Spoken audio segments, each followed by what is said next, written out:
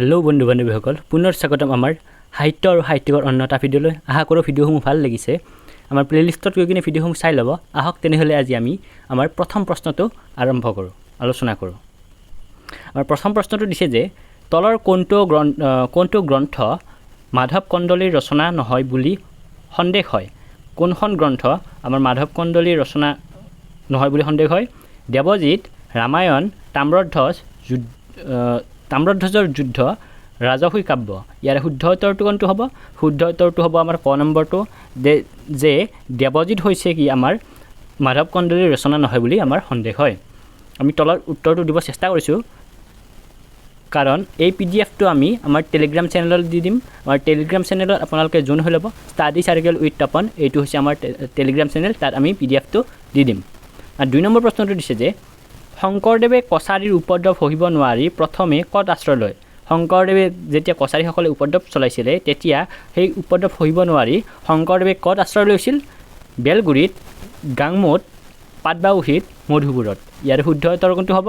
খ নম্বৰটো হ'ব, যে গাংমুত কি কৰিছিলে শংকৰদেৱে কছাৰীসকলৰ উপদ্ৰৱ সহিব নোৱাৰি আশ্ৰয় লৈছিলে। নতুনকৈ ভাবে চেনেল ছাবস্ক্ৰাইব কৰিব একদম নাপাহৰিব, লাইক কৰিব, কমেণ্ট কৰি জনাব ভিডিঅ'সমূহ কেনেকুৱা লাগিছে, লগতে লগৰ বন্ধু বান্ধৱীবোৰক শ্বেয়াৰ কৰক যাতে সকলোৰে সুবিধা হয়। শংকৰদেৱক ভাগৱতখন দিয়া লোকজন কোন? শংকৰদেৱক যিজনে ভাগৱত দিছিলে সেই লোকজনৰ নাম কি আছিলে? জগদীশ মিশ্ৰ, মাধৱদেৱ, ৰামচৰণ ঠাকুৰ, ৰাম মিশ্ৰ। ইয়াৰ শুদ্ধ উত্তৰটো কোনটো হ'ব? আমাৰ শুদ্ধ উত্তৰটো হ'ব ইয়াৰে যে জগদীশ মিশ্ৰ। কটো হ'ব শুদ্ধ উত্তৰ, যে জগদীশ মিশ্ৰ হ'ল কি শংকৰদেৱক জগদীশ মিশ্ৰই দেৱে কি কৰিছিলে? ভাগৱতখন দিছিলে। আমাৰ প্লেলিষ্টত গৈ কিনে ভিডিঅ'সমূহ চাই ল'ব, ধুনীয়াকৈ টপিক ৱাইজ সকলো ভিডিঅ' দিয়া আছে, বহুত ইম্পৰ্টেণ্ট কুৱেশ্যন দিয়া আছে সকলো ভিডিঅ'তে। আশা কৰক ভিডিঅ'সমূহ চাই ল'ব। 4 নম্বৰটো দিছে যে কোনটো শুদ্ধ লিখা? ইয়াৰে কোনোবা এটা উক্তি শুদ্ধ হয়, এই উক্তিটো কোনটো শুদ্ধ আহকচোন আলোচনা কৰোঁ। ক নম্বৰটো দিছে যে অসমীয়া জাতিলৈ শংকৰদেৱৰ অৱদান নগণ্য। খ নম্বৰ, তেওঁ জীৱনৰ প্ৰথম চোৱা 12 ভূঞা ৰাজ্যত কটায়, দ্বিতীয় চোৱা আহোম ৰাজত কটায়, তৃতীয় চোৱা নগাঁৱত কটায়। ইয়াৰে শুদ্ধটো কোনটো হ'ব? আমাৰ খটো হ'ব শুদ্ধ উত্তৰ, যে তেওঁ জীৱনৰ প্ৰথম চোৱা 12 ভূঞা ৰাজ্যত কটায়। খটো হ'ব ইয়াৰে শুদ্ধ উত্তৰ। এইটো হ'ব শুদ্ধ উত্তৰ, যে তেওঁ জীৱনৰ প্ৰথম চোৱা 12 ভূঞা ৰাজ্যত কটায়। আপোনালোকে প্ৰশ্নসমূহ নোট কৰি ল'ব, বহুত ইম্পৰ্টেণ্ট কুৱেশ্যন হয় আগন্তুক পৰীক্ষাৰ বাবে। 5 নম্বৰটো দিছে যে ভাগৱত গ্ৰন্থ শংকৰদেৱৰ কোন শ্ৰেণীৰ ৰচনা বুলি ধৰিব পাৰি? ভাগৱত গ্ৰন্থখন কোন শ্ৰেণীৰ ৰচনা শংকৰদেৱৰ? অনুবাদমূলক, নাট, ভটিমা, গীত। ইয়াৰ শুদ্ধ উত্তৰটো আমাৰ ক নম্বৰটো হ'ব, যে অনুবাদমূলক হৈছে কি ভাগৱত গ্ৰন্থখন শংকৰদেৱৰ অনুবাদমূলক শ্ৰেণীৰ ৰচনা বুলি ধৰিব পাৰি। 6 নম্বৰটো দিছে তলৰ বাক্যকেইটাৰ কোনটো শুদ্ধ? আমাৰ তলত বাক্যকেইটা দিছে, ইয়াৰে কোনটো শুদ্ধ? শংকৰদেৱ অসমীয়া নাট্য সাহিত্যৰ জন্মদাতা, ওজাপালিৰ প্ৰভাৱেৰে তেওঁ বৰগীত ৰচনা কৰে, শংকৰদেৱৰ প্ৰথম নাট কেলিগোপাল, শংকৰদেৱৰ নাটকক প্ৰহন বোলে। ইয়াৰ শুদ্ধটো কোনটো হ'ব? ক নম্বৰটো হ'ব শুদ্ধ উত্তৰ, যে শংকৰদেৱ অসমীয়া নাট্য সাহিত্যৰ জন্মদাতা। শংকৰদেৱ হৈছে আমাৰ অসমীয়া নাট্য সাহিত্যৰ জন্মদাতা। আহিব পাৰে অসমীয়া নাট্য সাহিত্যৰ জন্মদাতা কোন? শংকৰদেৱ, এনেকৈও দিব পাৰে প্ৰশ্নটো। আৰু শংকৰদেৱৰ প্ৰথম নাটখন কি? কেলিগোপাল নহয়, কি আছিলে এইটো কমেণ্টত জনাব। শংকৰদেৱৰ প্ৰথম নাট কি আছিলে আৰু শেষৰ নাটখন কি আছিলে জনাব। আৰু নতুনকৈ ভাবে চেনেলটো ছাবস্ক্ৰাইব কৰিব একদম নাপাহৰিব, লাইক কৰিব, কমেণ্ট কৰি জনাব ভিডিঅ'সমূহ কেনেকুৱা লাগিছে, আৰু বন্ধু বান্ধৱীবোৰক শ্বেয়াৰ কৰক যাতে সকলোৰে সুবিধা হয়। আৰু আমাৰ টেলিগ্ৰাম চেনেলত আমি PDF-টো দি দিম, টেলিগ্ৰাম চেনেলত জইন হৈ ল'ব আপোনালোকে। আমাৰ ষ্টাডি চাৰ্কেল উইথ তপন হৈছে আমাৰ টেলিগ্ৰাম চেনেল। 7 নম্বৰটো দিছে ভাগৱতৰ একেবাৰে চমু সংস্কৰণৰ গ্ৰন্থখন কি? আমাৰ ভাগৱতৰ একেবাৰে চমু সংস্কৰণৰ গ্ৰন্থখন কি? ভক্তি ৰত্নাকৰ, গুণমালা, অনাদি পাতন আৰু ভক্তি প্ৰদীপ। ইয়াৰে শুদ্ধ উত্তৰটো কোনটো? গুণমালা। গুণমালা হ'ল কি শংকৰদেৱৰ গুণমালাখন কি কৰিছিলে? একে ৰাতিৰ ভিতৰত আমাৰ ৰচনা কৰিছিলে শংকৰদেৱে, আৰু সেইটো হৈছে কি আমাৰ গুণমালাখন হৈছে ভাগৱতৰ একেবাৰে চমু সংস্কৰণ গ্ৰন্থ। খ নম্বৰটো হ'ব শুদ্ধ উত্তৰ ইয়াৰে। আমি 8 নম্বৰটো লৈছোঁ, শংকৰদেৱৰ প্ৰথম কাব্যখনৰ নাম কি? শংকৰদেৱৰ প্ৰথম কাব্যখনৰ নাম কি আছিলে? হৰিশ্চন্দ্ৰ উপাখ্যান, ৰুক্মিণী হৰণ, কুৰুক্ষেত্ৰ, দশম। ইয়াৰ শুদ্ধ উত্তৰটো ক নম্বৰটো, যে হৰিশ্চন্দ্ৰ উপাখ্যান হ'ল কি শংকৰদেৱৰ প্ৰথম কাব্যখন হৰিশ্চন্দ্ৰ উপাখ্যান। আমাৰ 9 নম্বৰটো দিছে যে শংকৰদেৱে 2 ধৰণৰ গীত ৰচনা কৰিছিল সেইবোৰ হ'ল শংকৰদেৱে 2 ধৰণৰ গীত ৰচনা কৰিছিল সেইবোৰ কি জানো আহকচোন গীত আৰু ফটিমা ওজাপালি আৰু সুকননী পদ জিকিৰ আৰু জাৰি দে বিচাৰ আৰু কাহিনী গীত ইয়াৰ শুদ্ধ উত্তৰটো হ'ব আমাৰ ক নম্বৰটো যে গীত আৰু ফটিমা হ'ল কি শংকৰদেৱৰ গীত 2 ধৰণৰ ৰচনা যি আমাৰ 2 ধৰণৰ গীত ৰচনা কৰিছিলে শংকৰদেৱে সেই 2 ধৰণৰ গীতসমূহ হ'ল কেনেকুৱা ধৰণৰ আছিলে গীত আৰু ফটিমা আছিলে আমি 10 নম্বৰটো লৈছো এবাৰ শংকৰদেৱৰ ভক্তি তত্ত্বমূলক গ্ৰন্থ কোনখন শংকৰদেৱৰ ভক্তি তত্ত্বমূলক গ্ৰন্থ এখন আছিলে সেইখন কি ভক্তি প্ৰদীপ কুৰুক্ষেত্ৰ অনাদি পাতন আৰু পত্নী প্ৰসাদ ইয়াৰ শুদ্ধ উত্তৰটো আমাৰ ক নম্বৰটো হ'ব যে ভক্তি প্ৰদীপ হ'ল কি শংকৰদেৱৰ ভক্তি তত্ত্বমূলক গ্ৰন্থ আশা কৰোঁ ভিডিঅ'সমূহ ভাল লাগিছে আমাৰ প্লেলিষ্টত গৈ কিনে ভিডিঅ'সমূহ চাই ল'ব টপিক ৱাইজ সকলো ভিডিঅ' দিয়া আছে যিকোনো এক্সামৰ ক্ষেত্ৰত হওক অসম পুলিচ উপ পৰিদৰ্শক কনিষ্টবল শিক্ষা বিভাগ লগতে আমাৰ DLED এন্ট্ৰেন্সৰ যি আমাৰ PPT এক্সাম হ'ব 23 ছেপ্টেম্বৰত ইয়াৰ বিষয়ে দিয়া আছে ধুনীয়াকৈ লগতে আমাৰ শিক্ষা বিভাগ মেডিকেল বিভাগৰ সকলো পৰীক্ষাৰ বাবে ধুনীয়াকৈ ইয়াত ইম্পৰ্টেণ্ট কুৱেশ্যনসমূহ দিয়া আছে আপোনালোকে প্লেলিষ্টত গৈ কিনে ধুনীয়াকৈ ভিডিঅ'সমূহ চাই ল'ব মাধৱদেৱৰ পিতৃৰ নাম কি মাধৱদেৱৰ পিতৃৰ নাম কি আছিল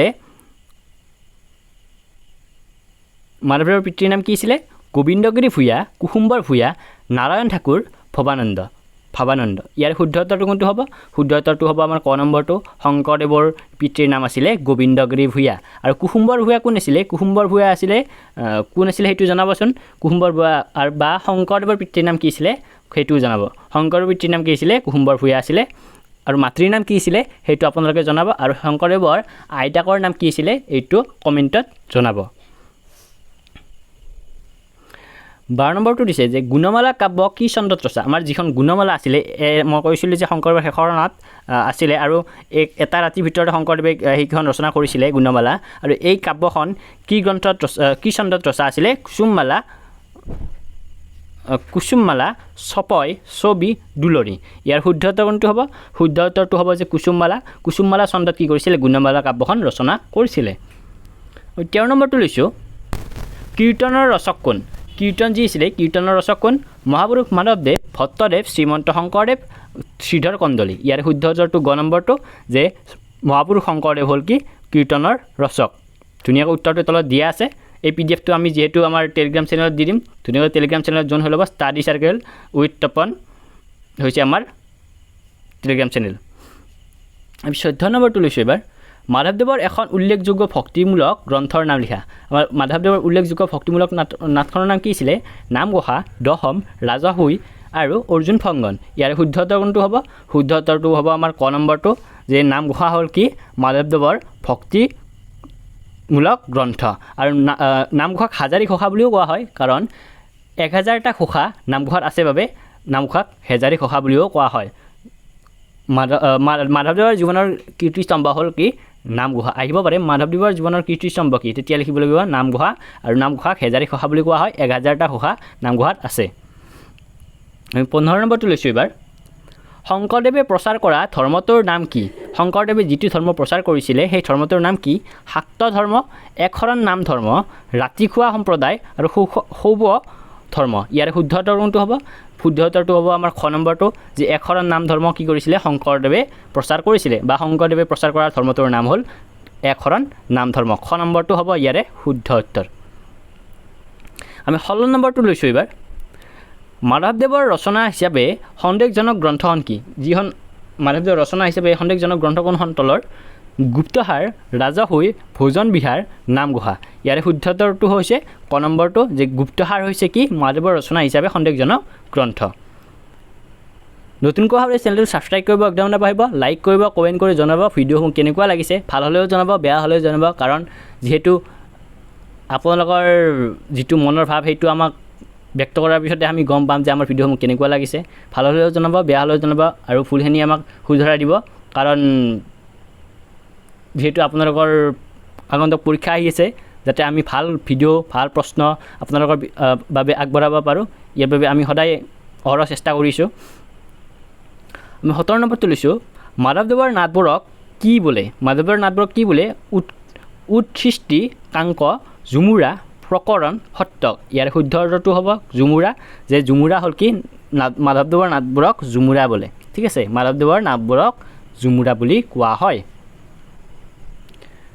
আৰু আমাৰ প্লেলিষ্টত গৈ কিনে ভিডিঅ'সমূহ চাই ল'ব প্লেলিষ্টত ধুনীয়াকৈ টপিক ৱাইজ সকলো ভিডিঅ' দিয়া আছে ধুনীয়াকৈ সকলো পৰীক্ষাৰ বাবে ধুনীয়াকৈ প্লেলিষ্টত ধুনীয়াকৈ দিয়া আছে প্ৰশ্নসমূহ উত্তৰসমূহ আমাৰ 18 নম্বৰটো দিছে মাধৱদেৱৰ এখন তত্ত্বমূলক গ্ৰন্থ হ'ল মাধৱদেৱৰ তত্ত্বমূলক গ্ৰন্থখন কি জন্ম ৰহস্য অমূল্য ৰত্ন ভোজন বিহাৰ নামগুহা ইয়াৰ শুদ্ধ উত্তৰটো হ'ব আমাৰ কি জন্ম ৰহস্য ক নম্বৰটো হ'ব শুদ্ধ উত্তৰ ক নম্বৰটো হ'ব শুদ্ধ উত্তৰ আমাৰ যে জন্ম ৰহস্য হ'ল কি মাধৱদেৱৰ এখন তত্ত্বমূলক গ্ৰন্থ আশা কৰোঁ ভিডিঅ'টো ভাল লাগিলে আমাৰ প্লেলিষ্টত গৈ কিনে ভিডিঅ'সমূহ চাই ল'ব আৰু এই ভিডিঅ'ৰ পিডিএফটো আমি আমাৰ টেলিগ্ৰাম চেনেলত দি দিম আমাৰ টেলিগ্ৰাম চেনেল হৈছে ষ্টাডি চাৰ্কেল উত্থাপন তাত আপোনালোকে জইন হৈ ল'ব আমি টেলিগ্ৰাম চেনেল আমাৰ এই পিডিএফটো দি দিম আৰু তাত আমি 20 নম্বৰৰ সদায় পৰীক্ষা পাতো আপোনালোকে পৰীক্ষাটোও দিব পাৰিব টেষ্টটোও দিব পাৰিব আশা কৰোঁ ভিডিঅ'টো ভাল লাগে আজিলৈ ধন্যবাদ